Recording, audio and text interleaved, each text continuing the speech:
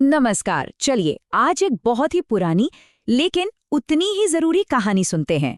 ये एक ऐसी कहानी है जो हमें सिखाती है कि दूसरों के गुस्से से कैसे निपटना है और अपने मन की शांति को कैसे बनाए रखना है। तो आइए शुरू करते हैं। और हाँ, जैसी हर अच्छी कहानी की शुरुआत होती है ना, वैसे ही इसकी भी शुरुआत होती है एक बहुत ही शांत और सरल माहौल से, जहाँ एक बहुत बड़ा सबक छिपा था। तो कहानी का पहला मोड़ है एक ऐसा टकराव जिसकी किसी ने उम्मीद नहीं की थी। एक तरफ शांति और दूसरी तरफ बेहिसाब गुस्सा। जरा सोचिए, एक सीन है, भगवान बुद्ध अपने शिष्यों के साथ आराम से एक गांव से दूसरे गांव जा रहे हैं। माहौल एकदम शांत, सुकून भरा। पर जैसा कि होता है, यह शांति ज्यादा देर टिकने वाली नहीं थी। और तभी अचानक से एक आदमी सामने आ जाता है, बहुत गुस्से में और बिना किसी वजह के बस चिल्लाना शुरू कर देता है, गालियां देने लगता है। अब देखिए इस सीन को।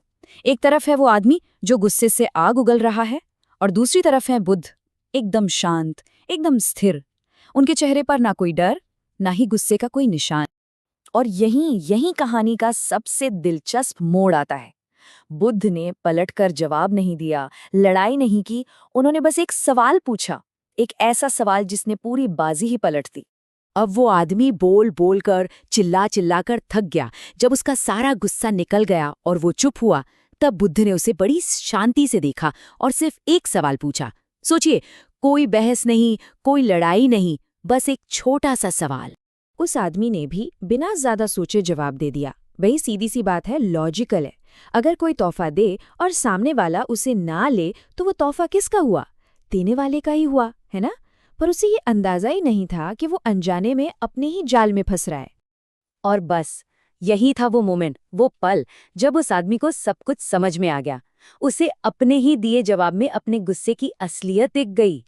तब बुद्ध ने उसके ही लॉजिक को एक आईने की तरह उसके सामने रख दिया। उन्होंने समझाया, देखो, जैसे कोई तोहफा होता है, वैसे ही तुमने मुझे अपना गुस्सा, अपना अपमान दिया और मैंने उसे लेने से इनकार कर दिया।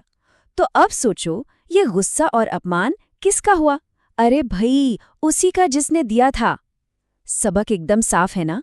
है ना? कोई भी नेगेटिविटी, कोई भी बुरी बात हमें तब तक अफेक्ट नहीं कर सकती जब तक हम उसे एक्सेप्ट ना करें। बुद्ध की ये बातें उस आदमी के दिल में सीधे जाकर लगीं और यहीं पर असली जीत हुई। किसी लड़ाई की नहीं, बल्कि एक इंसान के मन के अंदर की जीत।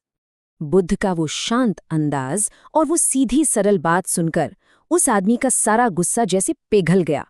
उसे अपनी गलती का इतना गहरा एहसास हुआ कि वो पछतावे से भर गया और बुद्ध के पैरों में गिरकर माफी मांगने लगा।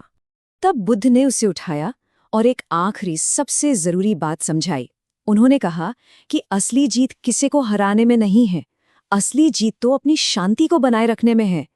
देखो, गुस्से का जवाब गुस्से से दोगे तो वो आग में घी डालने जैसा है, पर शांति उस आग को बुझा देती है। तो इस पूरी कहानी से हमें क्या सीखने को मिलता है? इसका सार क्या है? कौन सी वो बातें हैं जिन्हें हम सब अपनी जिंदगी में अपना सकते हैं? देखिए, इस कहानी की जो सीख है ना, वो इन कुछ पॉइंट्स में छिपी हुई है। पहली बात, हर बेइज्जती को दिल पर लेना जरूरी नहीं है। दूसरी, हर गुस्से वाली बात का जवाब देना भी जरूरी नहीं है। तीसरी और सबसे जरूरी बात, हमारी जो मन की शांति है ना, वही हमारी सबसे बड़ी ताकत है। और आखिर में, जो इंसान शांत रहता है, असल में जीत उसी की होती है। और ये कहानी हमें इसी एक सवाल के साथ छोड़ जाती है कि अगली बार जब कोई हमें गुस्से का तोहफा देने की कोशिश करेगा तो हम क्या करेंगे? क्या हम उसे ले लेंगे या फिर उसे प्यार से लौटा देंगे? चॉइस हमेशा की तरह हमारी अपनी है।